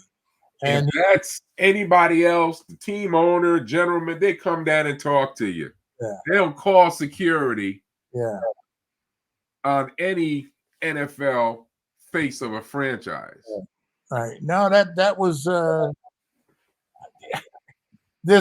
truth is stranger than fiction sometimes. Yeah, it's true. And, so in sports, and we had talked about this earlier, you are relegated as an African American. You are relegated to your position, and you're relegated to how important you are or are not. Right. And so as I think back in sports, as we've broken through, and I was going to say shackles, but we haven't, because we were participating in something that was free. But the resistance is always there for equality. And I think in America, what we have to understand as Americans is that we're all equal. And that has been, even with sports, that has been a very difficult piece of land to traverse, for Americans to see us as equals. And that's what that's why I wrote my book. I want us to be seen as equals. I want to be just as equal as my white teammates and get the same treatment. Right. And with that, I have a story. Right. In 1962, after going to the Detroit Pistons and getting the number 22. And I got 22 specifically because 22 belonged to Elgin Baylor, Right. The rabbit. the rabbit. Right. I'm a junior rabbit, 22. My first year, I do 13 plus points a game. I average 11 rebounds a game. I finished 12th in the league in rebounding. Rookie. I didn't know anything about anything. I'm 22 years old. I come back and I look for that uniform that I wore the year before, Right. 22. And it says Ray Scott, and that's my uniform, and the number is 12. And I said, hey, what happened? Where's my, Right. this is not my uniform. My number's 22. And the guy says, no, we took your uniform and we gave it to Dave DeBuscher, who's our new number 1 draft pick from the University of Detroit. And his number at the University of Detroit was 22. And his number with the Chicago White Sox, who he signed with to play baseball, He was a pitcher. 22 as a pitcher. So we took your number and we took that number and gave it to Dave. Right. And I said, well, how could you do that without asking me? Right. I didn't want you to, I'm not going to raise a stink, but you didn't ask me? Common decency. Right. Decency. Never asked. Right. Never apologized. Took my number. Said you got 12. I'm glad you brought that up because the whole racial factor, I mean, as fantastic as a player that you were, you never made an all-star team. No, And you had players chosen over you who didn't have the kind of stats you had. Players like Bailey Howell, Dave DeBuscher, Terry Dissinger, Tom Meschery, and Rudy LaRussa were all voted ahead of you on all-star teams, but they were also all white guys. Yes. And I understand that you're not a complainer, but I want to be on record as saying that kind of shit is just wrong. Mm-hmm. Whether it was last week, 6 years ago, today, it's just wrong that you guys had to go through all the stuff that you did. It's just wrong. Well, that's the point I'm making about equality, Bobby. See, that's then if let's look at this with equality. First, would you have taken my uniform? First, would you have done that? If the roles were reversed and I was 22 in college, and you know the answer, this is rhetorical, you know the answer before I ask the question. If I came from the University of Portland and I said I was number 22 at the University of Portland and I expect to be number 22 at Detroit Pistons, they'd have laughed me out of town. Because that's not equality. That number is now with Dave DeBuscher. Well, that number was with Ray Scott. And Dave DeBuscher could have come to me and said, hey, Ray, could I make a donation to one of your favorite charities and give me your number? Of course I would. Right. Of course I would. That's a humanitarian in me. But you don't even give me a chance to be a humanitarian. You take away my humanity and my decency as someone that's equal. You're telling me I'm not equal. And I brought that up years later to the same guy that told me that. I said, how did you feel telling me that? And true to his supremacy, he said, well, we were giving you George Yardley's number 12.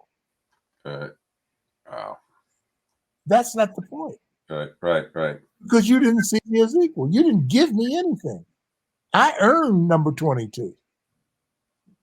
Why didn't you, if it was such a great number, why didn't you give it to DeBuscher? So that's what I mean when I speak of equality, but I don't try to make those decisions for the reader. I ask you as the reader, as you have done, Bobby, to read it, and you make your point of conjecture. Yep. You dissect and come up with your opinion. Right. Amen. Also, you were known as a tough player, but you also in reading your book, page 125 through 126, you're a tough guy too. You didn't back down. You guys are down 15 points at half to the Lakers when they were loaded. Chamberlain, West, Goodrich, Flynn Robinson. And you're going through the tunnel, you're down 15, and you got your two superstars, Dave Bing and Bob Lanier, superstars. And you see Bob Lanier laughing it up with Flynn Robinson in the tunnel, and you're down 15. You benched him for the entire second half. Yes. You benched your superstar player. Yes. For that. I can't imagine that happening anywhere near today's world. It was only my third game that I was coaching. It was your third game? I didn't realize that one. Against Portland, we won. Wow. Against Golden State, we lost barely on a last-second shot by Lanier, where I thought Nate fouled him, but they didn't call it. Right. So lost that game. And then we're playing the Lakers. So we're 1-1 playing the Lakers. And when I saw that, I mean, I had played on winning teams now. I played with the Baltimore Bullets. We went to the playoffs. We got West. Can you imagine Wes Unseld walking down the hall 15 points behind, laughing it up with somebody on the other team? Can you imagine Earl Monroe doing that? Can you imagine Dr. J doing that? Right. Can you imagine? Well, maybe Charlie Scott would. I got a different thing there.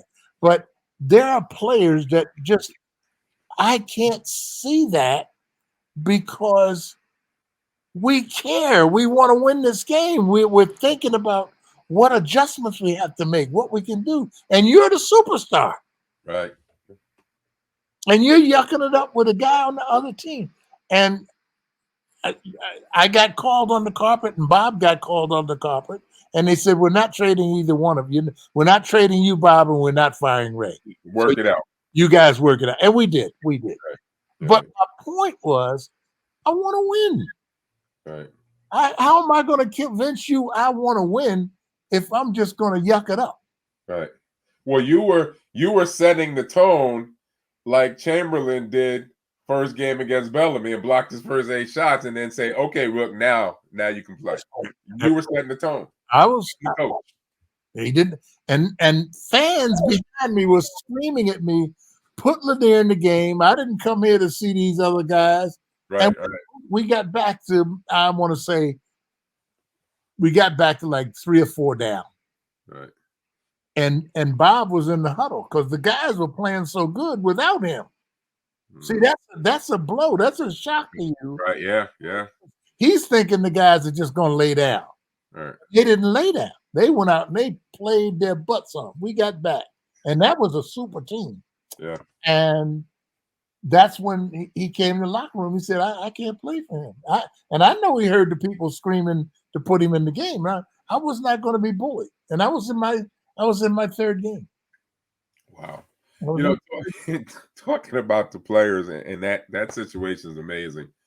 As I mentioned earlier, it's going through the scroll there.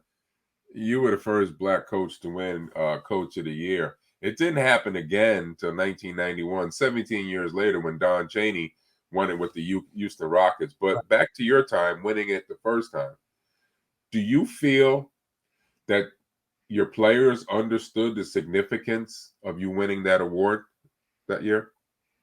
Just not even as a coach, just as a Black man, and the league is changing. Do you feel that they understood the significance? I think some did. I think my leaders did. I think asking that question, yes. If you say Dave Bing, I'd say yes in a heartbeat. He understood. He got the significance. I don't think Lanier cared at all about the significance, because the first thing Bob ever said to me, and I wish Bob had liked me, because the things that he accomplished not liking me as a coach, think about what he could have done if he had liked me. Right. Yeah. And he was an all-pro. Yeah, he was. Yeah. You know, against Kareem and Wilt, he did a great job. He was the real deal. He did a great job. But I said that, imagine a job Bob could have done for me if he had liked me. But Bob said to me, and this is his own words, he said, How do you feel having such a prestigious job? And this is just before we were playing Golden State. So now I've coached one game. This is the second game, and he said, "How do you feel?" And I felt like he was like putting me down. Right. And I said, "Bob, I'm a product of the NBA. I'm the product of a prestigious job. I played in the NBA for years. Right. You know, not a lot of guys can say that. Right. And I wasn't All-American. I was from the Eastern League. Yep. You know, I came with a bucket and a shovel. I wanted to do some hard work.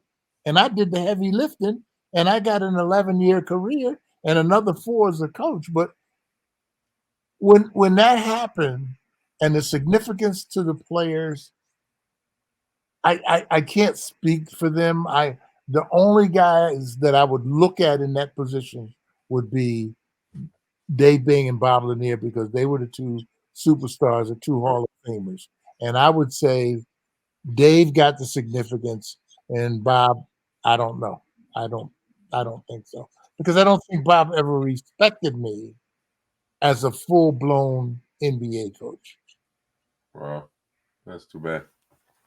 Wow, that's too bad. Page 138, you were talking about Pistons owner, that guy Bill Davidson, and you had problems with management, and you said, and I quote, "Maybe they just weren't comfortable with a black coach and didn't mind letting me know it," close quote. When I see what goes on with some teams, even today in other sports mainly, I understand the bird whistle there, but it had to be really hellacious back in those days. Yeah, because because you also, last thing I want to add too, I've always been a big proponent of this. There was very few, if any, black media people. So the narrative was always spun from a different side.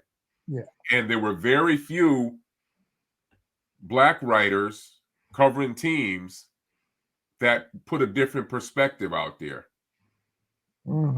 That's always been key. I talked to Cleon Jones about that, and quite a few players, from the 60s, 70s, and 80s. And that's why they didn't want to deal with a lot of the media, because they knew that the media was working for the team, basically, and situations were going to be turned and twisted in the team's favor versus them. So. That's the, as I was trying, there was a Lacey Sam Lacey. There was a Lacey. Sam Lacey was Pittsburgh Courier. Right, exactly. Yep. Okay. The Lacey that I'm speaking of was a writer with the Chicago main newspaper today. What was it? Chicago Sun?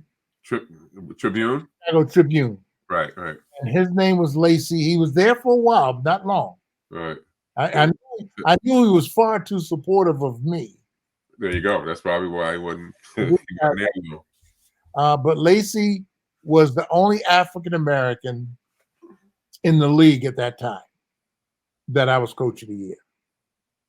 And he said, "You really made it. You're going to be the first 6-figure NBA black coach." I remember him saying that to me. And he wrote it. He wrote that. So I remember him, but there was not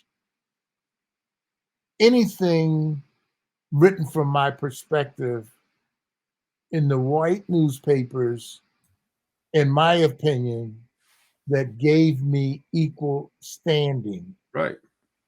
The equal standing for me in the NBA came from the coaches themselves. Right. And that's why I talk favorably of a Bill Fitch. Right. Bill Fitch came to me, he said, "Ray, the old Cleveland coach. I'm going to vote. Celtics, yeah, I'm going, and I'm going to vote for you for coach of the year." He was a guy that I never forgot, because I never forgot the statement. I never forgot Cotton Fitzsimmons out in Arizona. Atlanta Hawks. He was another one. He said, "Ray," and I would I could get upset. And they Also said, the Phoenix Suns, right? Later in his career, wasn't he? Yeah, Phoenix. Yep. yeah, he retired in Phoenix. Right. He was an Atlanta Hawks guy, and he said, "You're my guy." He said, You've done something in this league really, really great. You've taken it, you've lifted this franchise." And I was always fighting for my team. I wasn't arguing, but I was fighting for my team, and I'm glad I had that those confrontations, because I let people know I cared, and I wasn't going to be a marshmallow. But the NBA guys, that's what I was saying. There were certain guys, and they know who they are in the NBA, that had my back, and there were some guys that would stick knives in my back. Mm. So I had to learn as well as I could. Navigate. Yes, right. Navigate. Yep. Yeah. And because it's a different stream. It's a different stream because we hadn't gotten to the place where we were seen as equal. Yeah, I understood that because the police department that I worked at, I was only the fourth black cop there. Okay. And so I had to learn to navigate. And then when I guess it was my 8th year when I went public threatening a lawsuit for them because they hadn't hired any people of color or women for almost 10 years. And that's when I went public and threatened a lawsuit and put me on the X with the city. Right. But made my stature grow in the community. But yeah, I went through nigger scratched into my police locker and all that stuff. So I understand that. That's why guys growing up, besides my father, he was my first 5 heroes. But sports wise, watching cats who went through it like Jim Brown and Bill Russell and Kurt Flood, I remembered that, and I kept that in my mind as I went on to fight the city publicly the way I did, and won, by the way. But yeah, even though it wasn't sports, it was still learning how to navigate and keeping yourself alive for the good of everybody coming behind you. And maintaining good humanity. Exactly. That's the good parts of you, which there are. You can never let them steal those from you. Right. Yeah, you can never let them steal your joy ever. Right. Because I will not lose my humanity to be equal to you. Right. I don't want to be that person. Understood. I want to be the person I am, coming to you who you are, and we seeing each other as men. Right. That's what I want. And that's what I'm looking for and praying. And what I loved about the NBA is, yes, crap happened in the NBA, but they came to the table and worked it out. The NBA is the only league that was segregated, but they were only segregated for 3 years. For 3 years, okay. 47 until 1950. Wow. And in 1950, with Earl Lloyd and Hank Dezzoni and Sweetwater Clifton and with the Knicks, those 4 guys. Now Hank dropped out. He was with Tri-Cities. He couldn't take the racism in Tri-Cities, and he's from New York. He ain't used to that living out in Milwaukee. So he's home. But those 3 guys, they stayed in the fight, and they never gave up their character. Now we talk about the other 4 guys: Wilt, Russell, Elgin, and Oscar. But think about these 3 guys who were not superstars. They were not superstars. Right. So they were there by their skill and their ability to mesh in with people and try to get along. And because they didn't have the talent of the 4 guys you're talking about with Oscar, they were easily replaceable. And they knew that. So once again, navigation to open those doors, is key. I didn't notice in page 168 of your book, you were talking about the early careers of Magic and Larry Bird, and you said that the initial black players' contract was $460,000 for 5 years, and white players were paid $650,000 for each of their 5 years. I just wanted to put that out there. the NBA hadn't got to where they were going to be. Right. But I just want all the younger audience to know, those names. There was still stuff going on behind the scenes Right. that got taken care of years later, but those names went through some of this kind of stuff. It was just interesting to me. Yeah, that's what I loved about before I let go ahead. No, I was just going to say that's what I loved about the NBA, that we got to the table, Bobby. Right. And there were guys that like Haskell Cohen and and Larry O'Brien, different guys. They did incremental things. No one made the massive leap. Big splash, right? Blast. There was never a blast, but it was always through coming to the table. Right. And it started with Oscar, believe it or not. Yeah. Oscar got us to that daggone table that I told you about in 1960. He took the slings and arrows, I know. Because I did too as a cop. So I understand that work. See, he went to court too, and he won. Right. But and when I should be saying Lieutenant Ramos. All right, yeah. No, Ramos. See, that doesn't happen. No. I knew then. Yeah. Once I did that, I knew I was never going to make rank, but that isn't what I took the job for anyway. So I was there to make a difference and to help people.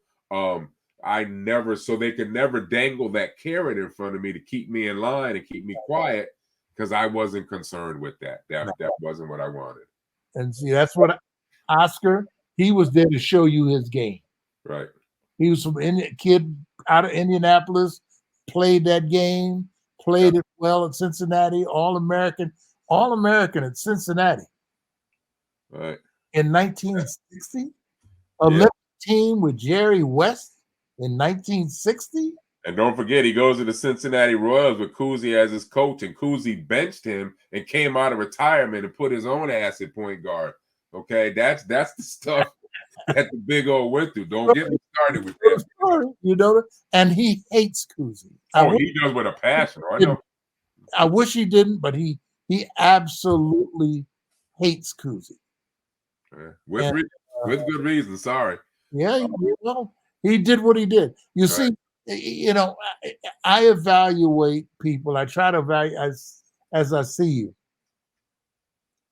I understood the clash between he and Oscar, but I took how Cousy treated Nate because he had Tiny Archibald.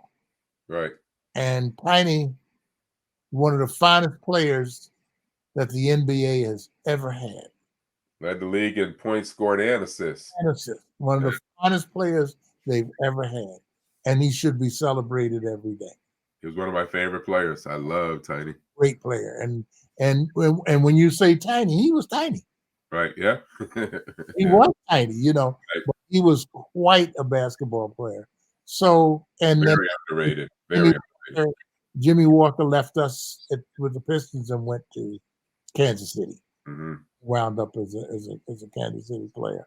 So I try to look at the overall, but I do what I like that the NBA has initiated is bringing people to the table. And I love that. And it's all women, African Americans, Latinos. They've done an excellent job. Right. But they still have a long way to go.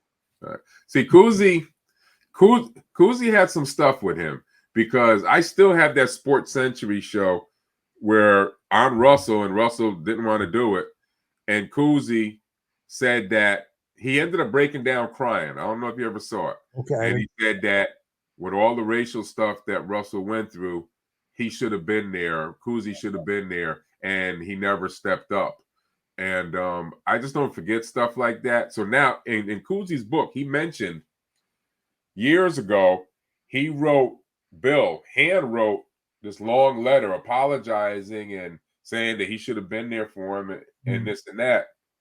And Russell never responded. He said a couple of years later, he sees him at a team function, and he said to Russell, "Bill, did you get the letter that I sent you?" Mhm. And he said Russell just said, "Yeah, I got it," and just walked away. Mhm. Never, I mean, he never responded, called or sent a letter back. Right. Kuzi has some stuff with him. There's no doubt about it. I understand you're crying about it now, but in Yeah. those days when you were the man, you thought your stuff didn't stink. Yeah. Yeah. He was. Kuzi was the original Mr. NBA. Right? Yeah. True. True. He Oh, was yeah. over Tricky Dick McGuire, over Bobby Davis and Bobby Wanzer in Rochester, who were great guards, by the way. But Kuzi was Boston University. I mean, he went to college in Boston too, right? Kuz Holy Cross. Holy Cross. Okay, there you go. Yeah, he was a local boy, and He he was a knew. local boy. Yeah, no, he was, and he wasn't Red's first choice. Oh, really? I didn't know that. Sterling was, but the center, no. Uh, Red. They weren't Ace Boone Goons. yeah, that was Wow, they got to be okay, right. because of this Celtic myth. Right. I mean, and I can only give you the knowledge that I have, but I guess I'm coming from. I was a little kid that put his money down just to go see Kuzi play against the Philadelphia Warriors, Right. and Even though he couldn't dribble with his left hand, but go ahead. he didn't have to. He didn't have to. He was a magician. No, he was tough. He was tough. Yeah, and but there was a term when I was a kid. They called it fluky dookie. Okay. And Kuzi, what made Kuzi unusual was he could do the fluky dookie stuff with the basketball. Gotcha. Okay. Yeah, It he did. wasn't as practiced as, say, an Earl Monroe, who was the guy that really brought fluky dookie to Right. Yeah. Yeah. A whole different level.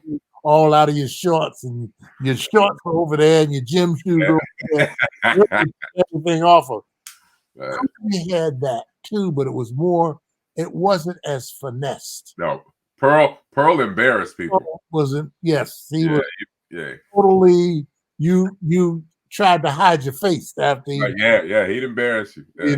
yeah, but I love the game, and I love that game because that game was still predicated on solid theories. Get the ball into the big man, he's the closer Right. to the basket. The game today is predicated, but it's not scientific or solid theories. You're predicating the game on somebody making a shot 25 feet away from the basket. Right. Yeah. That's not a good play, but they're going to tell me that's a good play because everybody loves the dunk or the three-pointer. Right. That's what the game is. One of the worst shots in the game and one of the toughest shots to get in a game. But be that as it may, that's the game we have today. So as we close, Mhm. I have a list of questions. We're going to do these rapid fire because I've taken so much of your time and I appreciate it. Who are your favorite players to watch in the NBA today? Today, Yes, sir. Steph Curry, that's easy. Yeah, that's my boy. Yeah, I love me some Steph. Yeah. What I watched, and real quick, and because I don't want people to miss this. The reason that the Golden State Warriors won the championship last year, and I bet you'll see it, Bobby. The reason they won the championships is Steph Curry went from being Steph Curry to being Tiny Archibald, driving the ball to the basket and laying it up with his left hand. Yeah, you're right. You're right. You are so right. That's how they won they won the championship in the paint. Everybody talks about 3-point district. I said, no, they played natural basketball to win that championship. Because he's sneaky quick with that first step. And when you get up on him, he'll go by you in a minute. He's gone. He'll go by you in a minute. Yeah. Okay. Is there anything in the game you would change today? What would it be? If I would take out the 3-point line. I knew you were going to say that. I could change it. All right. I don't think it adds to the game. I think it takes away from the game. All right. Because the strategy if you recall, was to get a 3-pointer the old-fashioned way. Right. Yeah. Yeah. That's what made the game unique. And you've definitely taken that off the table. How many games are won with a 2-point score and a free throw today? Right. Hardly any. That's why for my era, you don't see anybody with the game like the mid-range game like Bernard King and Bobby Dandridge. Them cats. That game is gone. Hello. That's That game. just my song. Right. Yeah. And so that made them very, very important people on the floor. Right. But if Bobby Dandridge and Albert King couldn't shoot 3-pointers a day, they don't get games. Yeah. Yeah. Yeah. They're just good players, but they don't. If they're not stepping back shooting threes, right. No use. Do you think? I think I know the answer. Do you think there's a sport that markets its players better than the NBA? If so, who? Markets? I think the NFL markets Really better. Yeah. Yes. Really? Yes. Why? I mean, listen, the NBA markets the NFL. They market the Shield. They market the Shield. I mean, if you look at over the last 15 years at sales of shirts and stuff like that, the NBA far outreaches baseball and football. You know, you see Detroit. And even you see more white kids wearing Steph Curry shirts than you're going to see them wearing NFL quarterback shirts. Okay, I live in Detroit. Okay, all right, yeah, well. I live in Detroit. That's all I got to add that in, okay. And I live in Detroit, and and I can't help but, you got Detroit on one side of me, and I got the Michigan Wolverines on the other side of me. Mm-hmm. And so for me, okay, 100,000, we get 100,000 people in this town. They have 1, 2, 3, 4, I think 6 or 7 home games out of the 11 game season in Ann Arbor. 104,000 people. Wow. Okay, but you said professionally. Now, professionally, because the NFL, they market their coaches more than most of the players. They market Belichick. They marketed Bill Parcells. They market Lombardi. That's why I see them. I think I see them because they also do the new technological stuff, right? Madden stuff. The NFL, and they do which really wasn't predicated by them. It wasn't invented by them. Okay, they lucked into that because Madden's company. Nature of the game, money and luck. Yeah, true. True. But they're overseas now in London. They go over every Sunday now and play in London on Sunday morning. So they're marketing the game overseas. But the players, and I guess because I'm African American, I don't really see that the NBA. See, my axe to grind with the NBA when you talk about marketing. Wilt Chamberlain was never marketed as the best player in the NBA. He's never. We're talking about marketing. Neither was Russell. It was Cousy. Yes. Bill Russell was, with his 11 rings and all this stuff. Yes, right. They made Bill Russell the primo big man in the NBA. Mm-hmm. And so the fight between Russell and Wilt is with Kareem, because they said, well, Kareem scored the most points, so therefore he's the best big man that ever played. And I go, you don't even know what you're talking about. If you're going to base it on points, you don't even know what you're talking about. Right. Because Kareem's never scored 100 points a game, never come close, never averaged 50 a game. He is not even the top rebounder in the league.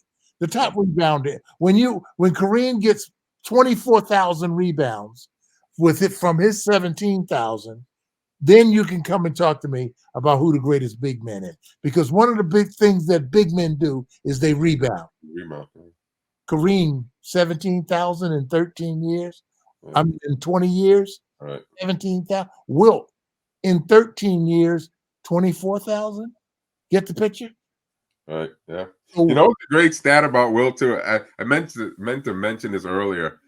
Late in his career, when the media was saying he didn't have it offensively anymore, you know, he was now a defensive rebounding center, yes. and he didn't have it anymore offensively. He scored over 60 points 3 games in a row just to shut him up, and then he went back. But that's to have that gear. Listen, this is what I could still do if I wanted to. That's chilling. That's chilling to be that great. Yeah. Oh, he's and I mean by far, but in the game of basketball, the greatest player I've ever seen play basketball is Wilt Norman Chamberlain. And you can throw other guys at me who are great players. I'm not. I watched Elgin Baylor damn near never lose a game. Right. You know, so you talk Elgin, you talk Connie Hawkins, you talk Julius, and you talk Michael Jordan. High flyers, all high flyer jumpers. They're in the stratosphere of Wilt Chamberlain. Right. Because all that jumping, what did they do? Which one of them have 15, 20,000 rebounds? With all that jumping, only Elgin. Only Elgin. He was a great rebounder. But they're not. They don't fill the. They don't fill up the stat sheet like Chamberlain did as an individual who played. I mean, I played against him, and guys call us plumbers, and what else? The JJ Redick called us something else. Said the guys, you know, they weren't. We were good players in our time. Right. We were good, you know, and guys that make those types of statements. And this was said by a guy who was just a good shooter sometimes. Yeah, sometimes. That's all he did. He played no defense, couldn't rebound, he couldn't spell defense. No. So yeah. Stop the D and the F. Right, exactly. Hollywood Henderson. Yeah. Okay, you just touched on, and this is tough, but give me your best players on 2 teams. Give me the top 10 players on East versus West. You don't have to give me divisions and all that, but give me 5 on one team and 5 on the other. Who would you take? What I would like to see, ideally, I would like to see West, Robertson, Elgin, and Pettit, and Wilt against Russell and Kareem. I would Russell at a power forward. Kareem. And I would be hard pressed, but I would go. I'm a Walt Frazier guy. Okay. Walt Frazier was locked down. Yes, he was. And just because he's my guy, I would put Earl with him. Okay. Earl with him. And forwards are hard because forwards do so much hard stuff around the basket in terms of helping out and playing defense and stuff. But after Pettit, I liked I like Bernard. In fact, I love Bernard King. You wouldn't find a place for the Iceman? Bernard and Julius. Okay. Yeah, I mean, I'm hard pressed, but I could do Ice and take Earl out of the picture. But I had to go with Earl. I still go with Earl. Earl's just my guy. Yeah, he was mine too. I remember the Earl that I know. Nobody on the floor can guard him. Right. Nobody. I mean, he was just. I don't know. But if you want to take Earl out and put Ice, they called him Black Jesus for a reason. There's a reason. You do know he's the original Magic. Yes, that I do. Okay. Yeah. They talk Magic Johnson. I love Magic Johnson. Yeah. But the original the guy down in Winston. Years ago, it was probably my first or second year on the radio. I interviewed I was somewhere and he was there, and I went up in the arena when it was just him and I. Mr. Clarence Big House Gaines. Yeah. Who was his coach over at Winston-Salem. And he couldn't say enough about Earl the Pearl. Yeah. He just couldn't say enough. Oh, He said, "I saw it." He said, "I saw it when he was with us." He 40 said, "I saw he was going to be what he was in the NBA." and here's a guy to win toned down his game in the NBA. Right. I was just talking about that 2 weeks ago. Yeah. He said, with this team, that's how smart Earl was. Right. With this team, I'm going to get a ring if I play this way. Right. Yep. And we all know that that's not the Earl that we saw, because that Earl I saw in Baltimore, nothing like it, man. He was something. Folks, you want to get this fantastic book, The NBA in Black and White, the memoir of a trailblazing NBA player and coach, Mr. Ray Scott, done by Charlie Rosen. Yeah. Ray, it's a great book. You have a great life, but you're even a better man. And I hope you enjoyed this conversation a quarter as much as I did. Thank you for your time today and continued success. Great conversation. I hope you have me back. And that piece that you wrote on the book, please get that to me. That is a beautiful piece. And I want to show it off. I would definitely do that. Family, thank you as always for your continued support in viewing your show and mine, Bobby Ramos' Bottom Line. I don't want to be a man of power, but I do want to be a man of purpose. Thank you for your time this time. Until next time. Love you, little Bobby.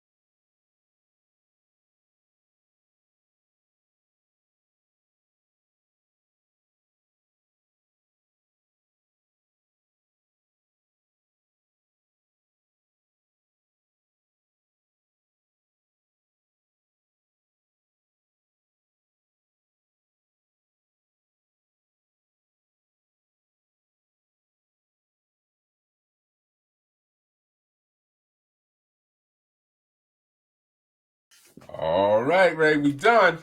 We got it. We laid it down, bro. We laid it down, bro. That was fun. That was, Yeah. That's like a couple of cats on the corner kicking it. Exactly. That's what I call the barbershop rules. Right. Yep. Matter of fact, you heard me mention Bill White, and Bill White, I talk about him a lot to kids because he was a great baseball player, but he was the first African American to call a Major League Baseball game with the Yankees. Yes. First one. He was there 19 years. And you know who got him that job? I got to tell you the story. Howard Cosell helped him get the job. Oh. So now back in those days, they used to sometimes read live commercials. Okay. And it was his first year. He had done really good. It's towards the end of the year. Cosell and Bill told me this himself. Cosell comes into the booth, and while Bill's reading a live commercial on TV, Cosell jiggles his Adam's apple to try to make him mess up. Bill said he finished the commercial. When they went to a live TV commercial, he said he turned to Cosell and he said, "You ever touch me again, I'll break your fucking arm." And Cosell was jealous at his success. They never spoke again. And when Cosell passed away, Cosell's wife asked Bill White to speak at his funeral. And Bill White says that's his biggest regret. He said no, he didn't do it. And that was his biggest regret. Okay. So I talk about Bill White, but Bill White, he wrote a letter and after our first long interview, and he said, because he doesn't like the other thing, on top of being the first black to call a baseball game, he was the first African-American president of any league. He was National League president for 5 years. Okay. So he has a lot on his mantle. Yeah. And he said, "I haven't liked my media during my career and my post-career because most media people try to make themselves part of the story." He said Bobby was more of a conversation. He threw in his own information. We just talked.